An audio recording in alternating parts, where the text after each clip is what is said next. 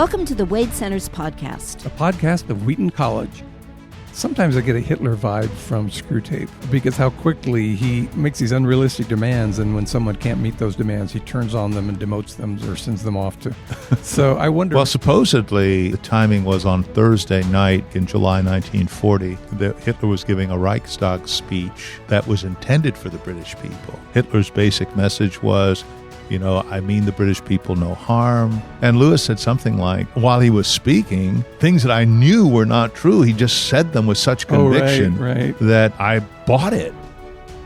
Today we're talking with Max McLean, and we are delighted to have you here with us today. Well, thank you, Crystal and Dave. It's a delight to be in Wheaton at the Wade Center. We're glad you made it here. Yeah. Those of you who just heard his voice may recognize that from the Listener's Bible and many other audio productions. Just to remind you, he's also the renowned author and producer and sometimes actor of a number of very successful adaptations of C.S. Lewis works, such as Great Divorce, Screwtape Letters, C.S. Lewis Onstage, The Most Reluctant Convert, which I just saw this summer. This might be my first question. My brother bought the tickets, and he took a number of non-believers with him, friends of his, that he wanted to see the production. Good. And they were almost sitting there with a skeptical look, like, well, this is going to be a 90-minute barrage of Christian devotional insights. And you start out with, when I was an atheist, I thought the entire universe is empty of meaning, and we poor humans are the only ones who know that life is. And I want to talk about how you select material for a production like that. Wow. It was a brilliant opening. I love the whole production. Well, I read Lewis all the time, and the thing that strikes you about his writing, particularly as an actor, is how much presence it has. Mm-hmm.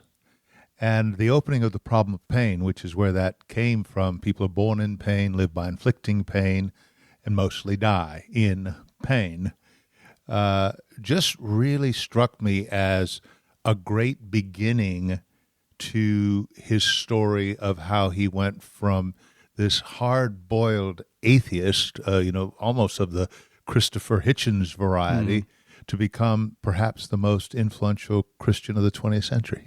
And in a way, that's a paradox. In a way, it's not, because he was so well grounded in how non-believers think that when he became a Christian apologist, he knew what the real issues were, and he knew what really burdens someone and makes them shy away from faith. Mm-hmm. Well, and Max, that's why your production of The Most Reluctant Convert is so brilliant, because you convince us of his total commitment to atheism, and then this slow transformation. You have a wonderful ministry. Well, thank you. And of course it comes from his story, so the thing I was smart enough to do was to follow the arc of his own conversion, the Surprised by Joy, his letters, and so much of his writing, as David just intimated, was rooted in, he never forgot what it was like not to believe. Right. And so therefore he went to that. He also said that he's not the religious type. It was a purely philosophical conversion, and some people think that it never touched his heart, that's totally not true. Mm-hmm. Right. But it did begin with his head, and he saw the connection between what is rationally true, what is true, and how that affects how you live. And of course, he makes the point in Screwtape that with media and all sorts of, we have dozens of incompatible ideas in our head, so we never try to make the connection between truth, reality, and how then shall we live. That explains a lot as to why he had this great friendship with Dorothy Sayers. I'm a Sayers scholar, while David is a Lewis scholar. Mm-hmm. And we actually have this mini dramatic reading, which I'm embarrassed to even tell you, the great Max McLean, about. But we just read letters back and forth. And Sayers was also very intellectual about her faith. But that's what made her extremely effective with others because she thought it through. She got away from just feel-good emotionalism. And I know that Lewis respected her incredibly and benefited from her. I was just reading in God in the Dock, I think the last couple of days, there's a series of, well, I think it was the questions on Christianity or Christian apologetics, one of the two. And he makes the point, he says, we have to keep it on the subject of, is it true? Not if it's good or that I like it or that it's good for society. He says that's a turnoff. And I mean, he didn't use that term, but he said you really have to focus on whether or not it's true, because then, of course, one of the great statements in the play, Most Reluctant Convert, if Jesus' statements are false, Christianity is of no importance. If true, it is of infinite importance. The one thing it cannot be is moderately important. Yeah. Right. I love how you slip into the accent when you're quoting Lewis. Yeah. Well, I get a little confused sometimes because it works both ways, but the character, the thing I think I mentioned earlier is in order to play him, you really have to ground yourself in the presence that emerges in his writing. He is such a huge personality. And the force of it, he would suck the air out of the room. And so in some ways he could be very frightening. And I think when you know his family, know his father, it sort of makes a little sense. Yeah, I think so. I have a book called The Most Reluctant Convert. Yes, of course. We did some similar mining of Surprised by Joy. And there's an audio version in which the fellow tried to switch to a British accent every time he was quoting Lewis. But then he would forget and he would go on in the British accent and suddenly, I'm British. So everyone thought you were British. You went to the production that we saw in Colorado Springs. Until I did the Q&A. Yeah, the Q&A. And they suddenly, but then they're even more impressed. Well, the thing is, I studied in England and I'm an adult convert to Christianity myself. And it was in Europe. And then I went to drama school in London, and so I started reading Lewis around that time. He was kind of over my head, but my respect for him was great. And I thought, boy, at some point I'd like to be smart like him, and I never got there. But that sort of British Christianity, I suppose, the way it was articulated, there was a kind of a forcefulness that I've always been attracted to. When you say adult convert, I was reading an interview with you in which you were talking about reading the Gospel of John. Yeah. We had a earlier visitor here named Olga Lukmanova, and she had heard about Christ through the Orthodox Church and stained glass windows and icons. And I was saying, well, what actually turned you toward Christianity once again as an older person? And she said, just reading the Gospels. Christ was so unpredictable and so powerful and so insightful. And it sounds a little bit like similar to you. You sat down and read the book of John. Well, I read the book of John. I tried, like so many people that take their first voyage through the Bible, Genesis is plain sailing, and then you get to Exodus, and that's pretty cool. And then you start building the temple, and you're out. You're done. So, you shipwreck somewhere around there, definitely at Leviticus. Yeah. So I think I remember as a child, I went through catechism and First Communion, and I have very strong recollections of the gospel readings, the power of the personality, and it was very interesting about seeing the icons. I think there's something very powerful about that. But I wouldn't have been able to articulate this, but Lewis's experience with J.R. Tolkien at Addison's Walk, I think, really clarified things, because most of us, when we read the Bible and we don't have a relationship with Christ, it's a very dry book. It's like very prescriptive. It feels like a math book or some kind of school book, and just live this way and you'll be fine. And so Lewis, the idea, what he called he said it was medicinal, and so he couldn't get anything out of it. as Jesus was not very meaningful to him. And so the idea that Tolkien said that when you read mythologies, when you read about Balder, Osiris, Dionysus, those myths, you like them very much and are mysteriously moved by them, except when you meet them anywhere except in the Gospels. And then he makes the equation. The story of Christ is a myth, working on us in the same way as other myths, with one tremendous difference. It really happened. And all of a sudden the wind blew. Remember that? And I thought that was my experience, because I got nothing. And then when I read John, I started to have a religious experience, and all of a sudden it was like the Holy Spirit, the scales were lifted. And when I read the story, I was reading a hero story, and he was Jesus was going to come off the pages. It was overwhelming. So that was my experience. So I knew this story was not only meaningful; it was true. I mean, it had the feel of truth, the presence of it. So the myth became fact. So that's what.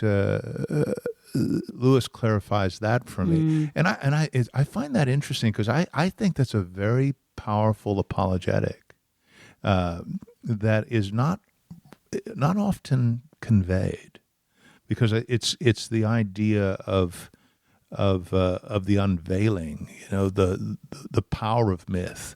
I remember once I was converted, and there was myths were terrible. The story of Jesus is not a myth. Oh my gosh, don't ever. I remember trying to teach myth become fact at a Christian college, and I had some students that just protested because of what that word myth has become. I felt that way. It was like, you stay away from that word, because it makes it less, and we say, no, it makes it more. Yeah. This is digressive. We can always edit it out later. But before we came to Wheaton, I was at a college which was not Christian. And a student said to me, I read Lion, Witch, and the Wardrobe, and I don't understand why people says it's a Christian story.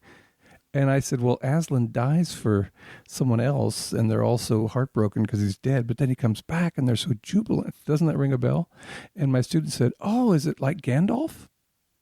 I said, wow, we are living in a post-Christian culture. That's true. She did have an intuition, because they both were massaging the dying god myth and giving it new incarnation in Aslan and Gandalf. In fact, I interpret that incident as a good example of what happened to Lewis when he picked up MacDonald's Fantasties. His imagination was baptized. So this student, her imagination was baptized. She has a sense that, wow, these characters that I admire sacrifice themselves to bring life to others.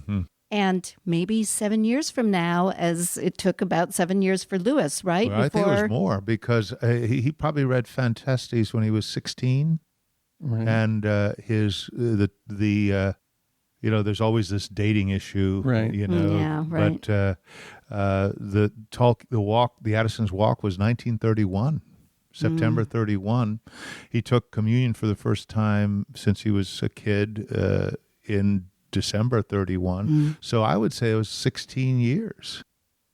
Yeah, 15, I think it's about right. Years. It almost was twice as long. I didn't realize it was that long. In Screwtape Letters, he says the human consciousness, according to medievals, was like a target. And the outer ring was imagination, and the middle ring was intellect, and the center ring was will. And that happened to him. His imagination was baptized by George MacDonald, and then his intellect was persuaded by Chesterton first, and then coming right down to this culminating point with at Addison's Walk with Tolkien and Dyson. But he says in Surprised by Joy, that last part of the will, giving up your will, I think that's where that phrase reluctant convert comes from. You said that you started reading Lewis in London. What got you started? Well, after I was converted, I was 22, it was 1976. I was going to drama school, and somebody, after I was converted, somebody gave me Surprised by Joy. That was first book. Wow. It went by me like a freight train. I didn't know what he was. I read it from beginning to end. Wow. And things from that first reading still come to mind. Then, but I said I didn't quite know where this was going. And then they gave me Screwtape. And I said, I know this guy. I know this guy. So that's kind of sold me on Lewis's genius. And then I sort of veered away from him because I've always, admired him, but I guess I didn't really want to do the work. Lewis, you can't read Lewis like a newspaper. Right. So, but then what happened about 15 years ago, someone approached me about doing the Screwtape Letters. And actually the words were, I think you'd make a really good Screwtape.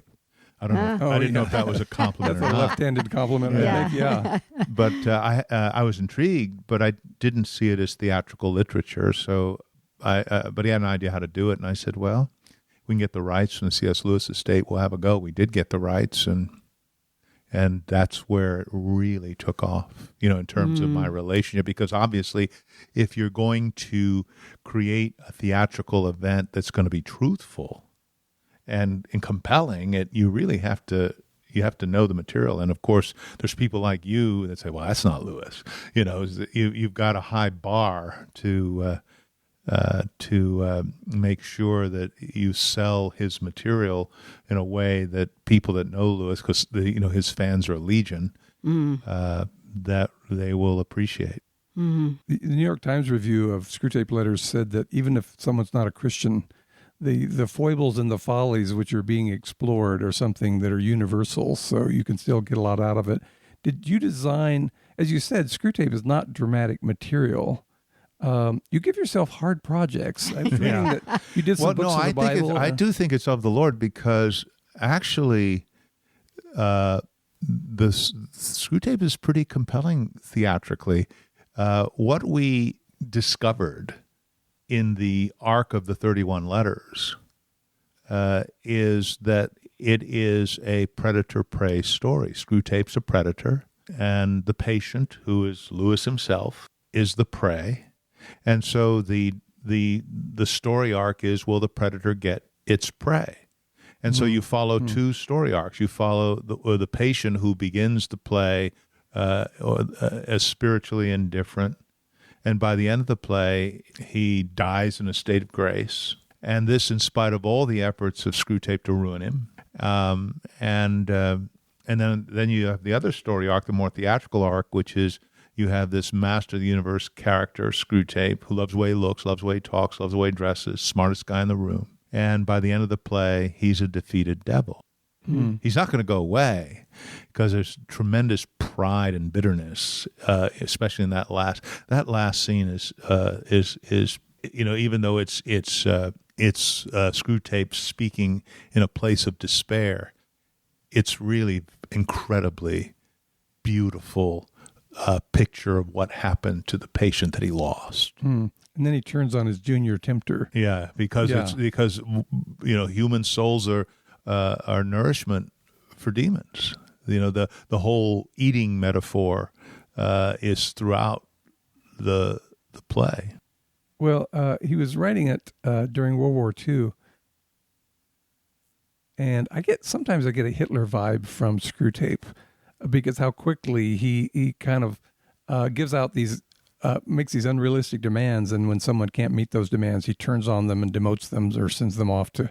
So I wonder, maybe it's just my own putting those two together. But well, supposedly the timing of when he started writing Screwtape, supposedly the timing was on Thursday night, I think in July 1940.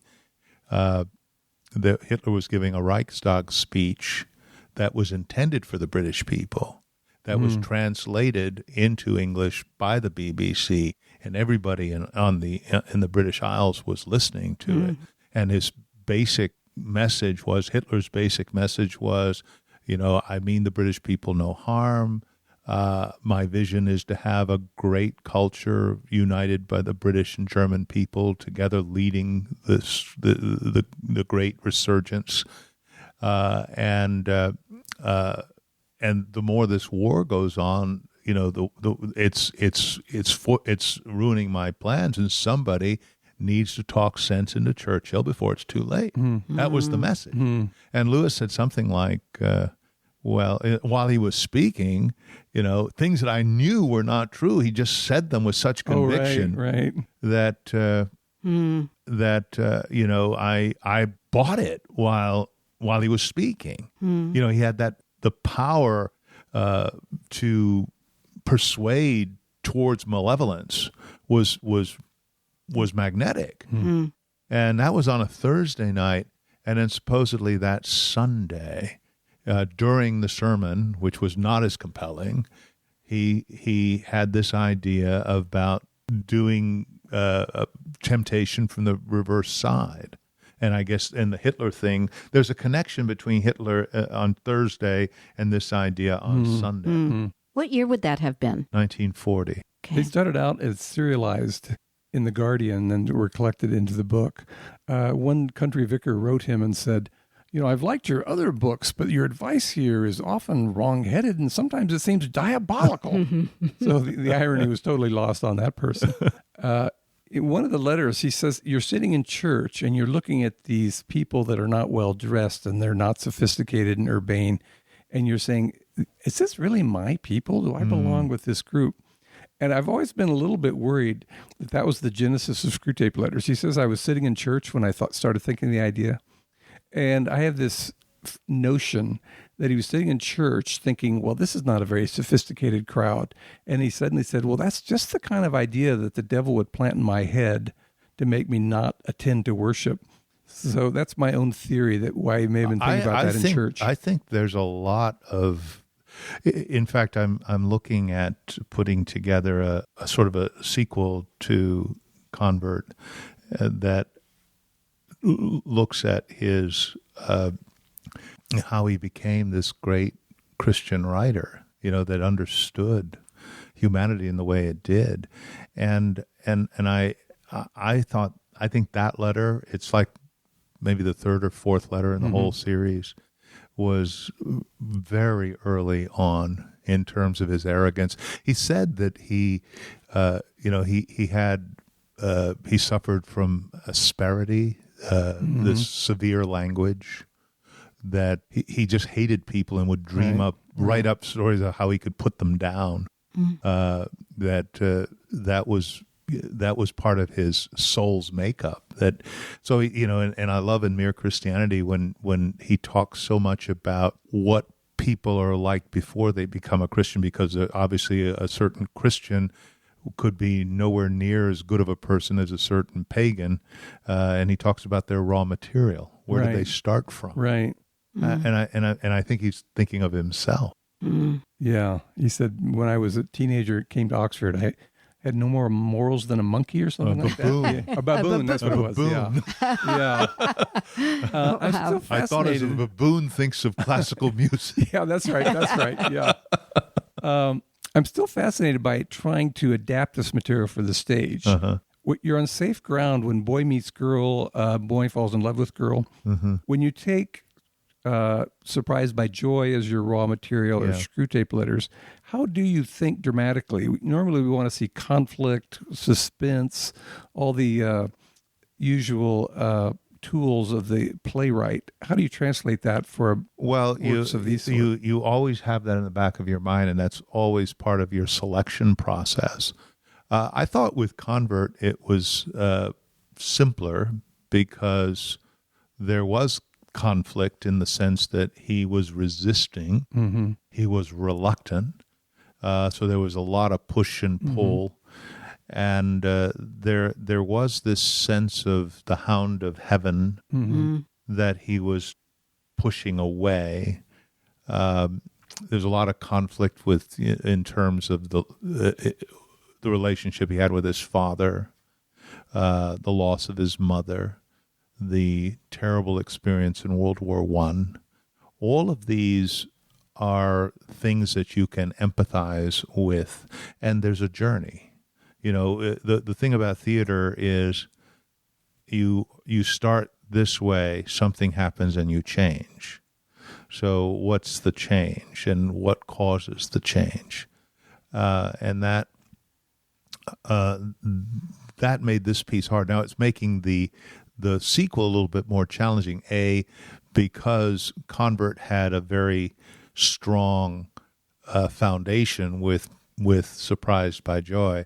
There's nothing that he wrote that speaks to his growth in Christian, as a sanctification. In fact, to write about it is almost, will kill it. So it makes it more challenging. But I am finding a lot of interesting material.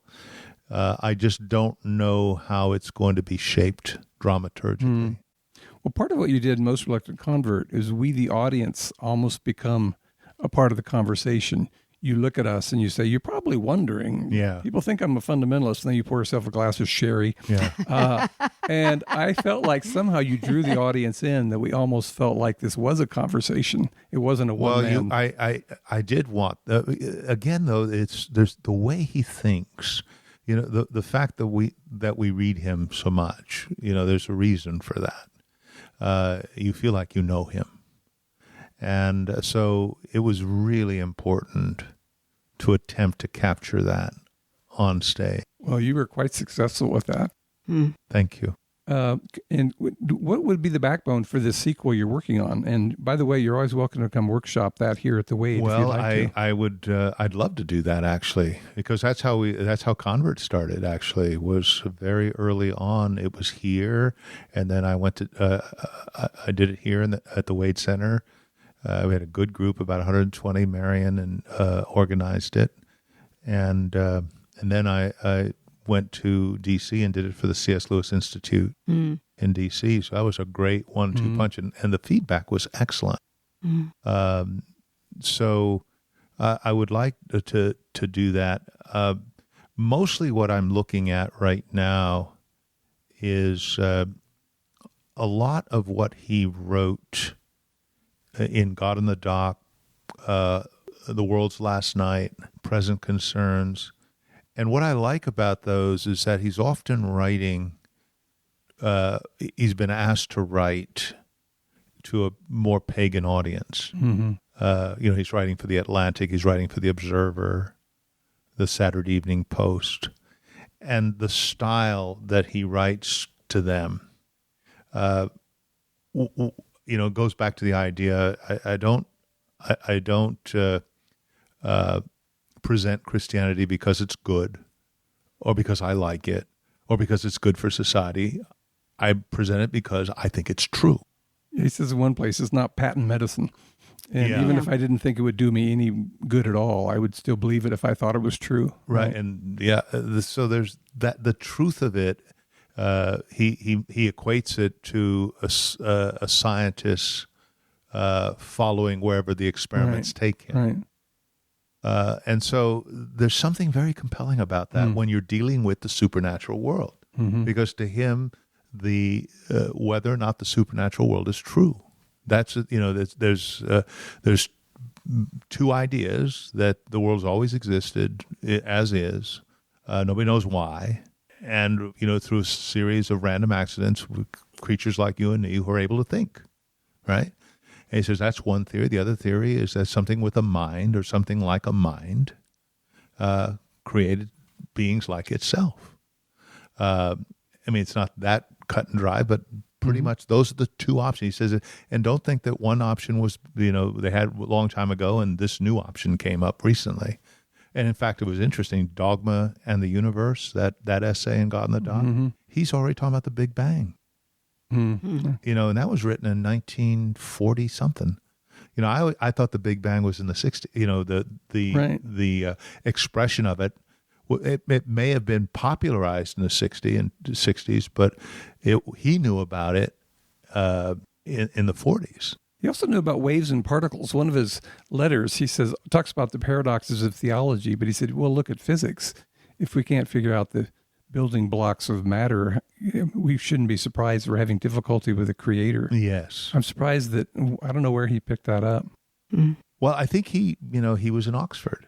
And so I think he had his eyes open and ears open to all of that kind of scientific research that was available to him.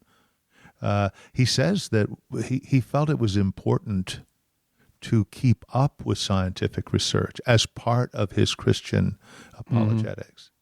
He didn't trust it he said, it changes all the time. So you can't trust it. But you can't trust it to be the final word. And he says you never should say, because of science, I believe, that's the supporting evidence. Right. He never trusted that.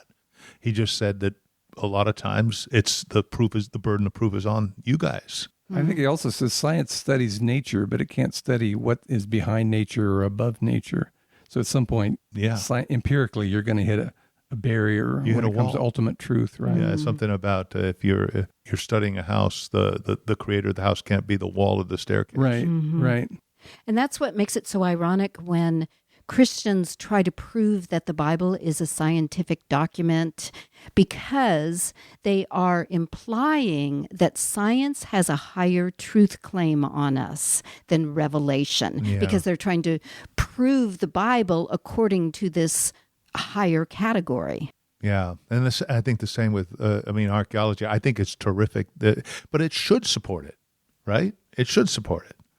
But that, Lewis would never trust, to say, because of science, I believe. Right. But he would always be looking to the sciences and expect it to support it. Mm-hmm. Can I go back to drama? We haven't said much about the dramatic adaptation of Great Divorce. Yeah. Now, that's more intrinsically dramatic because you have these series of dialogue. Yeah. I'd be interested in just how that developed, which scenes you thought you certainly had to get into. It was very challenging, very, very challenging. Because for the longest time, I said, do I understand this book? But it was kind of a eureka moment when I felt like I did. The kind of the doors of hell are locked from the inside. Mm-hmm. That's kind of the theme of it. And those who are in hell choose it. Mm-hmm. Without that self-choice, there could be no hell. And that hell is only a crack in the ground. I mean, it just the tiny, tiny little crack. We have a ballet company coming here on November 1st to do a dance version of Great Divorce. Oh, good. And that's going to be fascinating. We're going to bring Great Divorce back to Chicago. We're doing it in New York in December for 3 weeks. And then we're going to start touring it. Mm-hmm. And to me, it's sort of the counting the cost argument. I think it felt like the opposite side of the coin of Screwtape. I agree with that, because in Screwtape, the devils are very active in trying to bring down human consciousness. Uh-huh. And in Great Divorce, there's no sense of devils or it's all the manipulating. Yeah, it's pretty much their own spirit. They're making choices which are moving them mostly away from God, a few toward God. But it's amazing he wrote them so close together, because one is very kind of haunted by devils, and the other one is pretty much people's own choices which are causing them so much misery. Well, and I think too is the temptation. Screwtape is tempting you to damnation, towards the ruination of your soul, and the in the Great Divorce, it's about the spirit world pressing on toward the goal to win the prize to which God has called you heavenward in Christ Jesus. So it's more the other way, and how we resist that, because it's moving you towards holiness and sanctification, and follow me. Jesus says, follow me. And what does that mean? My favorite line in Great Divorce is when George MacDonald says to Lewis, the character, at the end, there's two kinds of people in the world. Those who say to God, thy will be done, and those to whom God says, thy will be done. Yeah. Those are great. That's the essence of the story. Yeah. And I think great words to end this interview with. Okay. Well, thank you again, Max, for joining us. And we are great admirers of your work, and we're going to see Screwtape Letters tomorrow at the College of DuPage. So I'm excited. Really feel really blessed that you're using such great artistic gifts for the kingdom, and to really help people understand the key concepts, not only of Lewis, but of Christ that he points to. Amen.